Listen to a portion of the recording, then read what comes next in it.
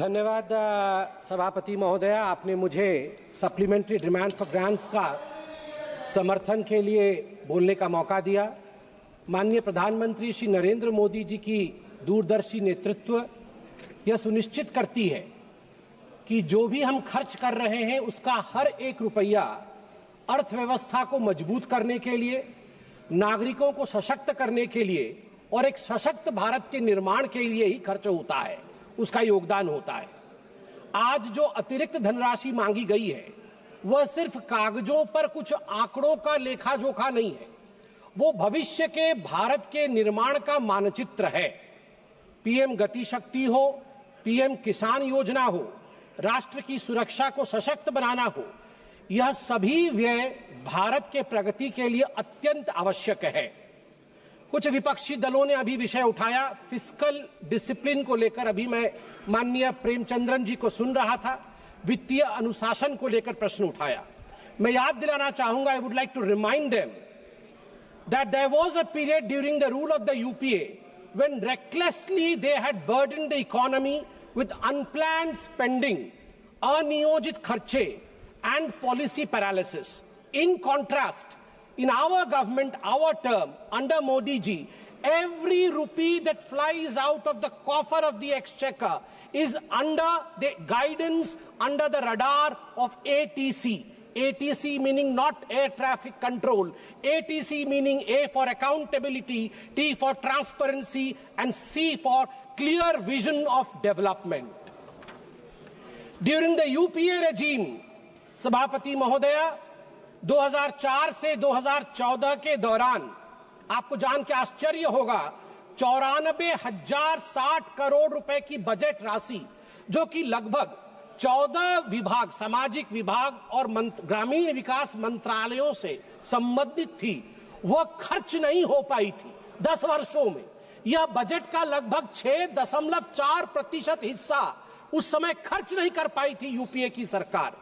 मैं कृषि क्षेत्र का उदाहरण एक देता हूं। 2013-14 में कृषि का बजट यूपीए के समय में 27,663 करोड़ था। अब वह 5 गुना बढ़ करके 1,37,756 करोड़ हुआ है। फर्टिलाइजर की जो उर्वरक की जो सब्सिडी है वह भी 5 गुना बढ़ा है। अभी हाल फिलहाल में बिहार के भागलपुर से 19वां प्रधानमंत्री किसान सम्मान निधि में लगभग 10 करोड़ किसानों के लिए 22,000 करोड़ रुपए प्रधानमंत्री जी ने रिलीज किया। मैं याद दिलाना चाहूंगा कि एक उस समय की कहानी थी जिस समय कर्ज माफी की बात कांग्रेस पार्टी करती थी। एक मंत्री थे, उनके ट्रेजरी बेंच में उस समय बैठते थे, मैं उनका नाम नहीं लूंगा, बहुत बड़े मंत्री थे। उन्होंने आईटी एग्जेम्पशन के लिए, इनकम टैक्स एग्जेम्पशन के लिए, मैं कृषक हूं और मैं कृषि से भी अर्न करता हूं, 7 करोड़ रुपए का गोभी गमले में उगाया था। गमले में 7 करोड़ रुपए की गोभी उगी थी। सोचिए कैसे 7 करोड़ रुपए की गोभी उग सकती है गमले में, ये मुझे नहीं पता है। अब मैं 2 छोटे छोटे विषय हैं मगर बहुत मन के अंदर कहीं ना कहीं एक इम्प्रिंट छोड़ेगा। मैं उदाहरण देता हूं।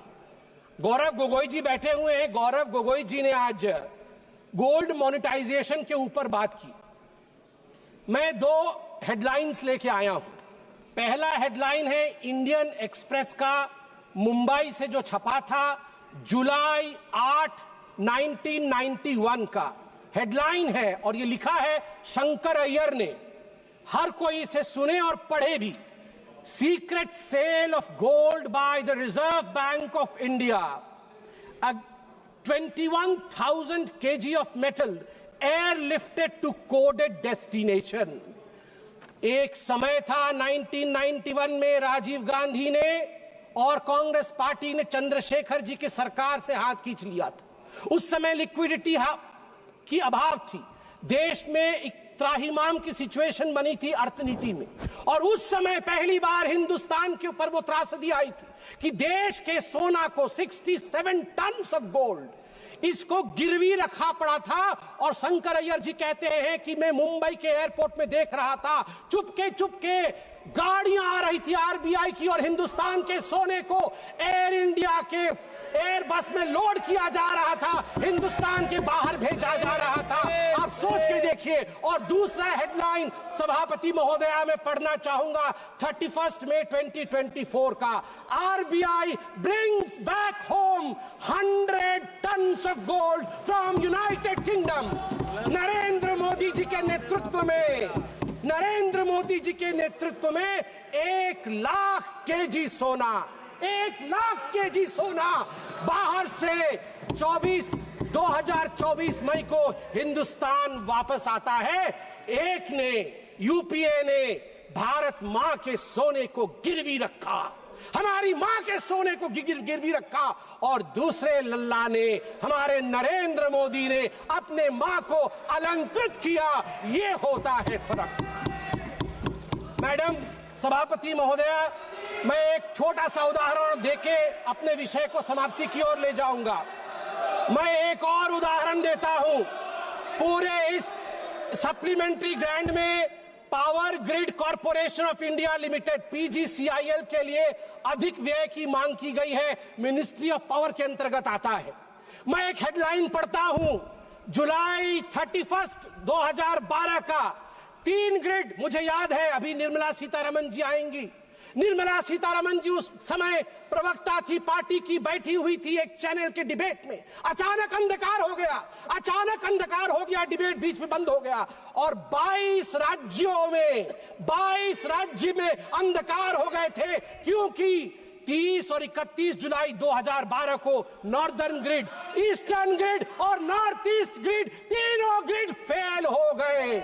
700 million people were plunged into darkness. 9% of the world population were plunged into darkness. TMC के लोग बैठे नहीं हैं।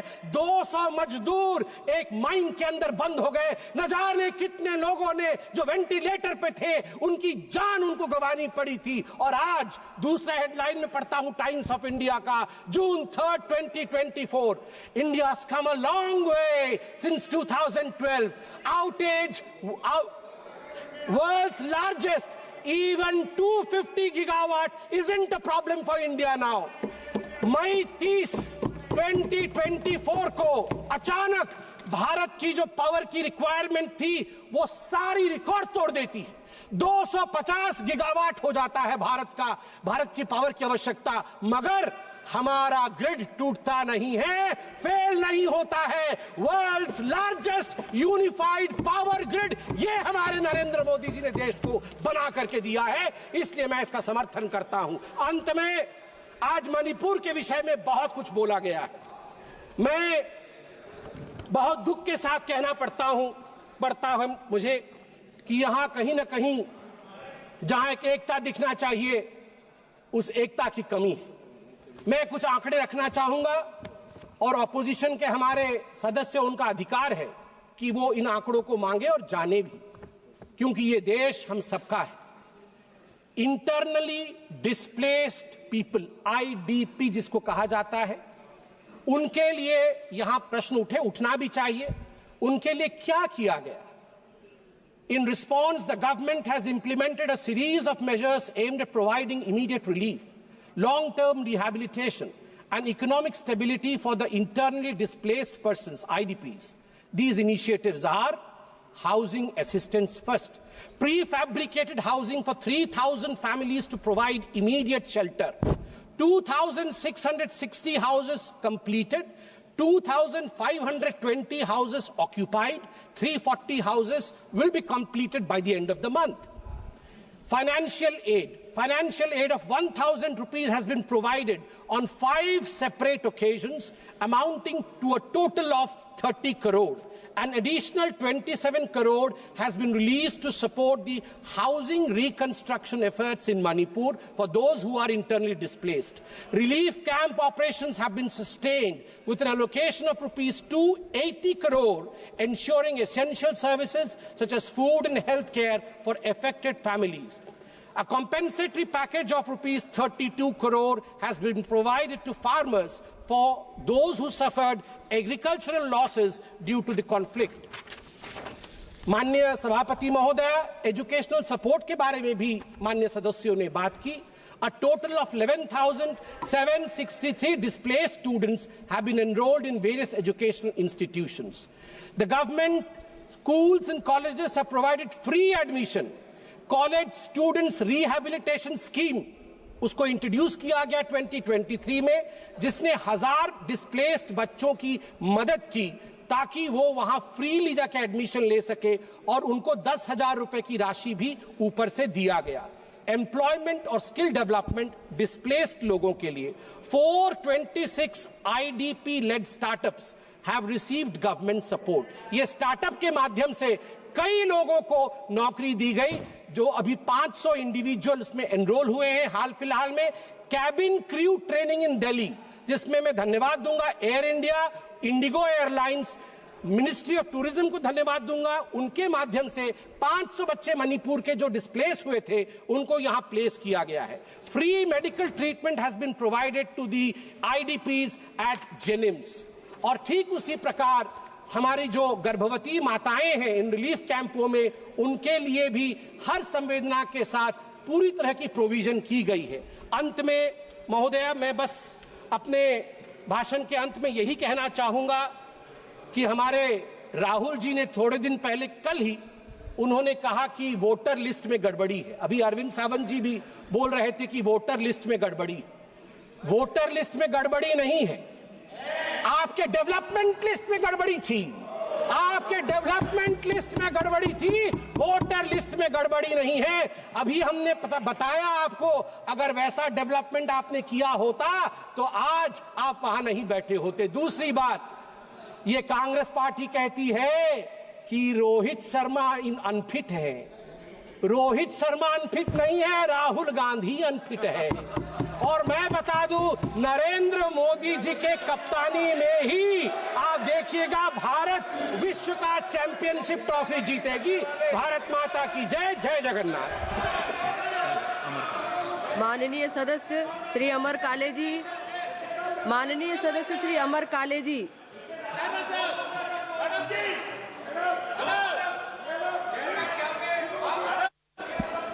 अध्यक्ष महोदय, मैं आपका तहे दिल से यहाँ पे आभार मानता हूँ. कुछ आपत्तिजनक होगा तो हटा दिया जाएगा. प्लीज बैठिए, प्लीज बैठिए, प्लीज.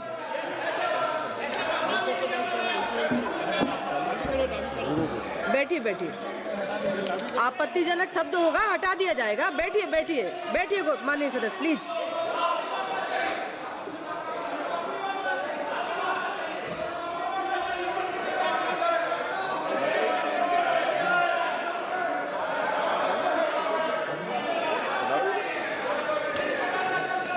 माननीय सदस्य अमर काले जी.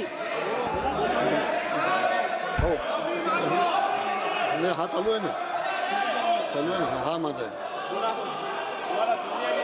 बोल पाहिजे.